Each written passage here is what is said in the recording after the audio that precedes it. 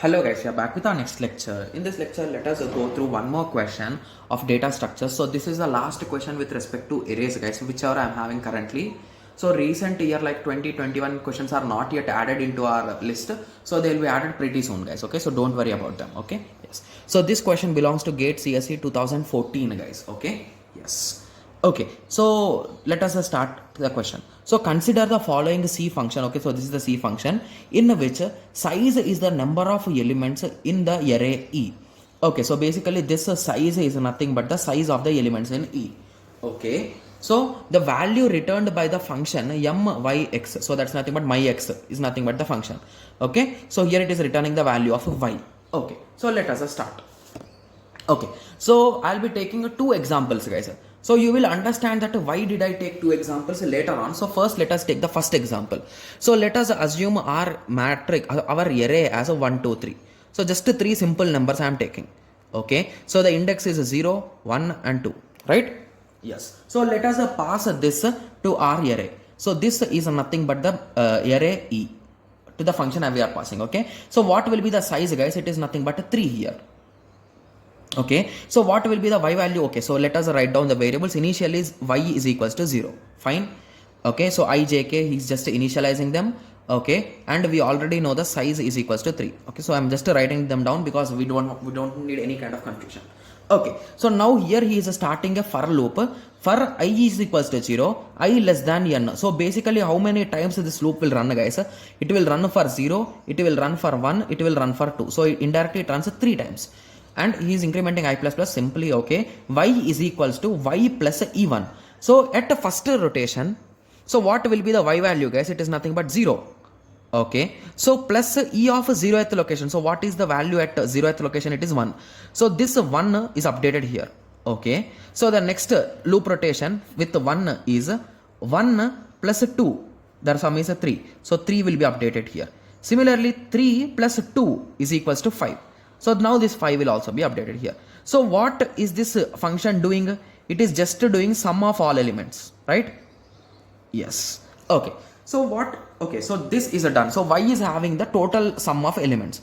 Okay. So now we got that, right? Yes. So let us continue with the next steps.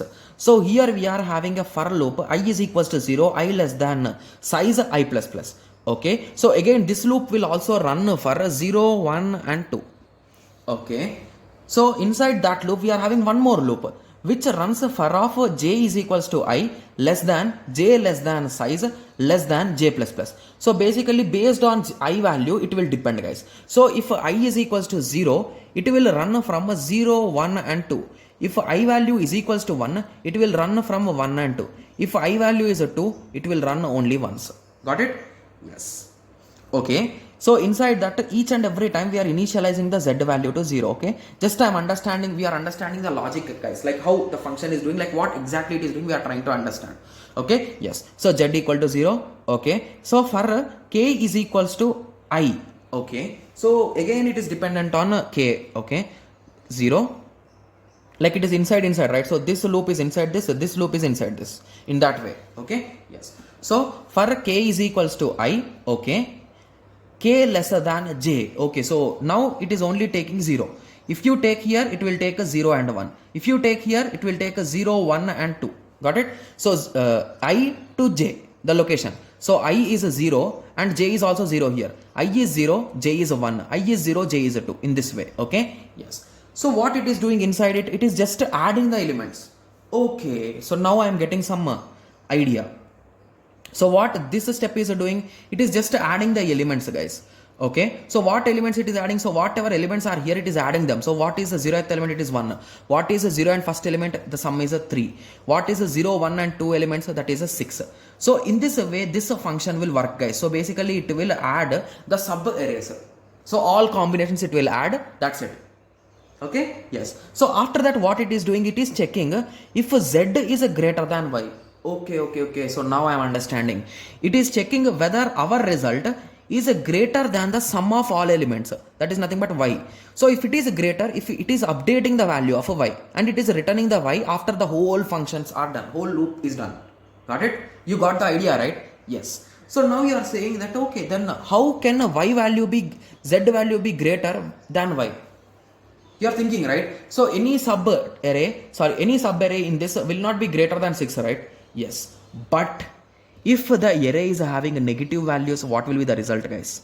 So if it is having negative values, the y will be 1 for this example. So it is nothing but sum, right? So y 1 plus 2 minus 2, it is a 1. Whereas if you take sub arrays, if you take these two, you get a 3. So at that time 3 will be returned. Got it?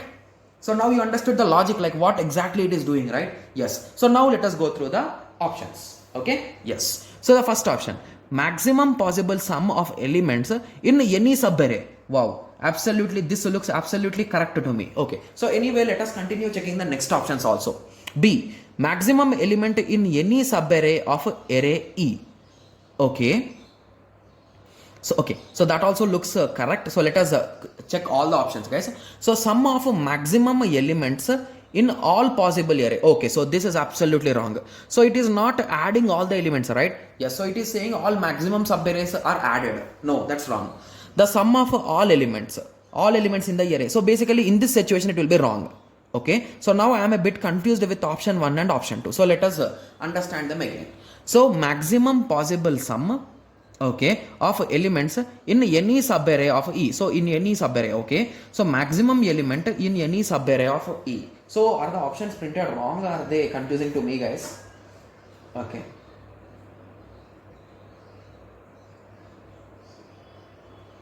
Okay, I think option A and B both look exactly similar, right? Maximum possible sum of elements in any subarray. So basically among any subarray you are selecting one array which is having maximum value. Okay, the second one is a maximum element. Okay, so now I got. So this is saying about maximum element. So if an array is having 1 2 3, it will print only 3, it will not print sum of them. So here sum is the keyword. Okay, so A is the correct answer, guys. Okay, yes, so now you got the idea, right? So how I also got confused at some point. Okay, yes, so I hope everyone got a clear idea on this. So in the next lecture let us continue with some other problem. Okay, thank you, thanks for watching. Like, share and subscribe for more awesome videos like this. Thank you.